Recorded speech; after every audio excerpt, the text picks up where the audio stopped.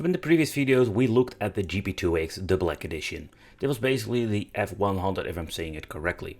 The personal entertainment player from Korea.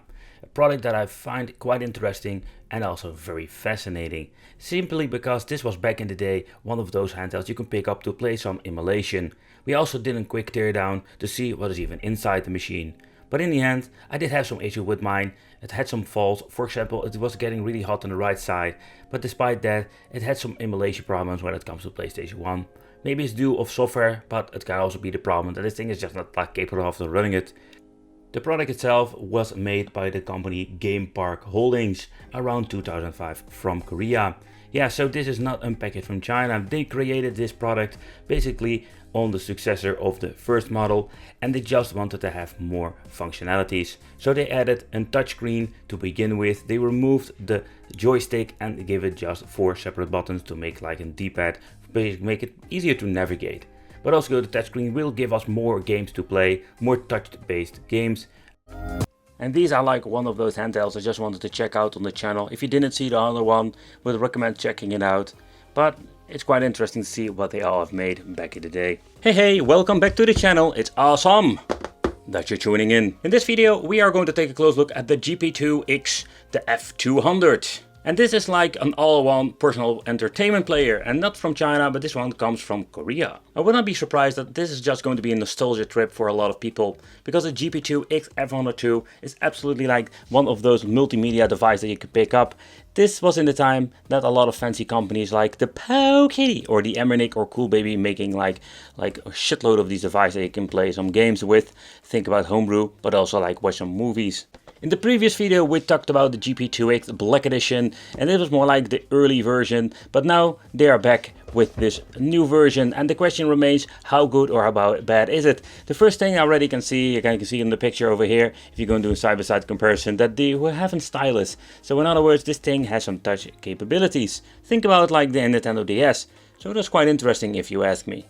Let's take a close look in the inside. So I picked it up some time ago and I just wanted to review it here on the channel. I just want to take a close look at some old stuff.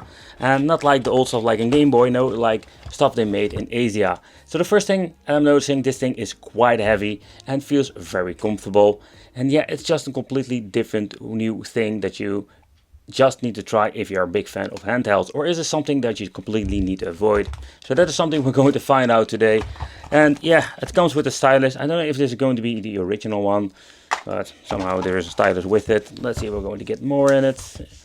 And let's see the precautions when removing your SD card, some quick user guide.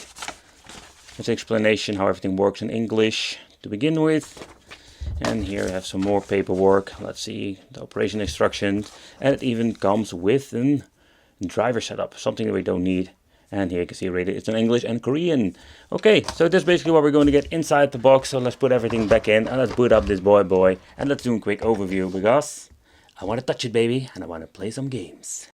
So when you're looking at this GP2X, this new model, it looks very similar to the previous one. We're going to take a close look at that later. So first, let's take a close look at the handheld itself. What are we going to get? So we're going to get ourselves like the 4 directional keys. Then we're going to get ABXY, select start volume at the front, 2 speakers. So we're going to get a volume at the front. Very nice, because that's something I'm missing out, good volume. Then we're going to get that external port. I already have this cable in my possession thanks to another fellow collector. So basically you can charge it, data transfer, stuff like that. Here at the left side we're going to get the on and off switch, shoulder buttons, and I must say these things are very comfortable. We have a battery compartment, so that is quite interesting. We don't have a built-in lithium battery or something like that. Nope, not at all. We also got a DC port in here. That's the tiny barrel jack and a separate mini USB for data transfer. Because this thing has some built-in memory, but I also can extend it with the SD card you can put in here. And of course we do have an audio jack.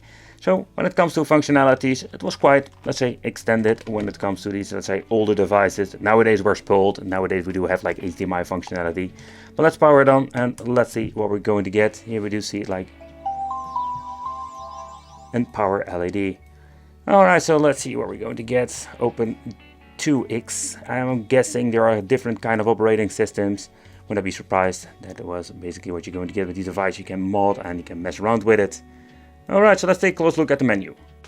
Yeah, the brightness of this device is absolutely not great. So where's my touch? Ah, there's my stylus. Yep. So that was pretty damn cool that you can just navigate through it. Here you can see like, don't need to touch it very hard to get it working.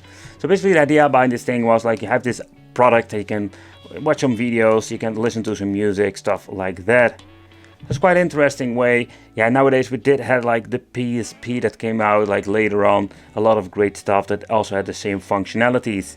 But here you do like the option to use the NAND memory, external storage, and do have like the SD memory cards. So this device did have like a lot of options. But when you're looking at this device, it's quite similar like the previous one, and I'm guessing that still runs on the same software. This thing does have like a touchscreen calibration, don't need it because it seems to be working just fine. I can also use it with the finger, but it doesn't not like work that great, of course. And some basic applications, but the thing that is most interesting is also you can play some games with it. That makes this thing pretty damn cool. Alright, so let's go to the compatibility. Let's see, I can open it up. Once the touchscreen doesn't work that great when you want to touch something, it's not like that accurate or that sensitive, to be honest. We do have like some extra options over here, video, game. What I do like about this thing, you still can find some information about it and some, let's say, homebrew games. So let's go to the SD card. Here you do have like an indication what you can do with it. For example, we do have emulator packs, so Amiga, Atari, ColecoVision, some Capcom arcade systems, Game Boy, Game Boy Advance, MAME. And this thing was capable, when I say it's capable of running PlayStation 1, because it's something you need and we just need to take with a grain of salt. Maybe if you're going to get some new firmware, tweak around with it, you get it working. But in the end, I just wanted to show you some gameplay just to see what you're going to get with this device. Okay, so I'm just going to be honest, like when you're running PlayStation 1 and stuff like that, it doesn't run that great. Maybe with some tinkering, but I can tell you, like, it's quite interesting to see that this game actually runs. Do you know how many freaking devices I've reviewed? A lot of my wicked family who follow me around for a very long time now know I've reviewed a lot of these cheap China handhelds and they all suffer with the same problem. But the combination with this handheld and the Pico drive emulator, it runs just amazing. And the sound, it's great. But you can see it freezes. And do you know why this is? Because the batteries, they're not super bad or something, but they cannot handle like how much amp it pull from the batteries. I did notice in the past that we did have some issues that they're getting really hot. Maybe get some better batteries, but next attempt, I don't do that anymore, Wicked. Nope. Okay, Wicked, attempt number 2. The thing I just wanted to show you that the game runs absolutely great, and the audio on this thing is cool, man. Like another thing also, like the separate buttons that needs to be the D-pad. I'm not a big fan of it, but it seems to be playing just fine.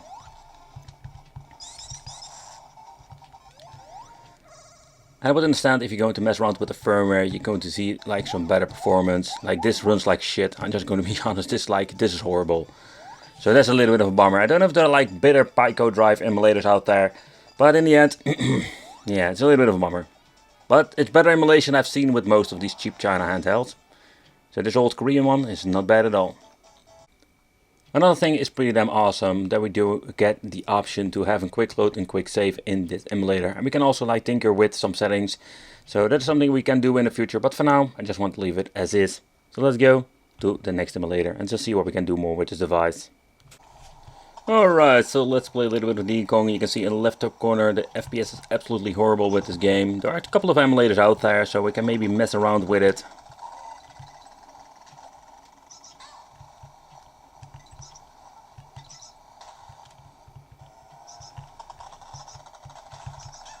Ah, crap. I really suck at this game.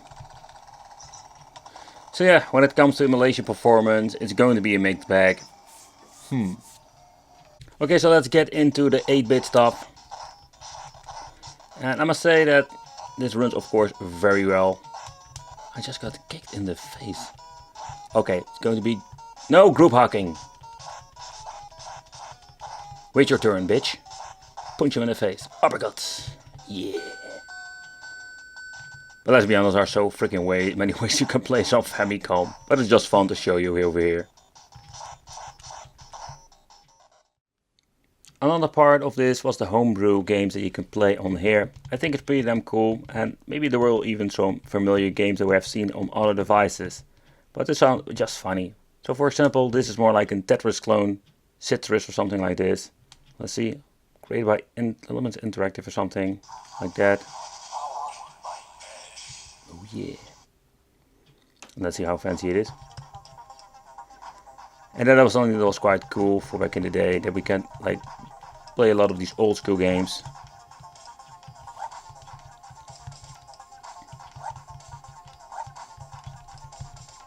I can't play Tetris all freaking night, you know.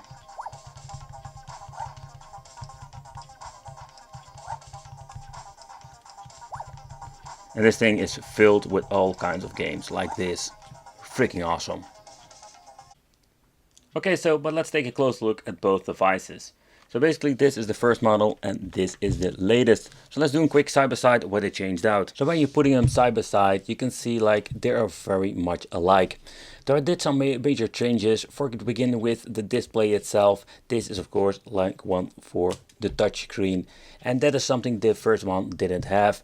The first one they went for an analog stick, also with a click beneath it. It's quite interesting. Basically like navigating makes it slightly like easier, so it's quite interesting concept, but they basically use the same freaking shell, and that's the thing.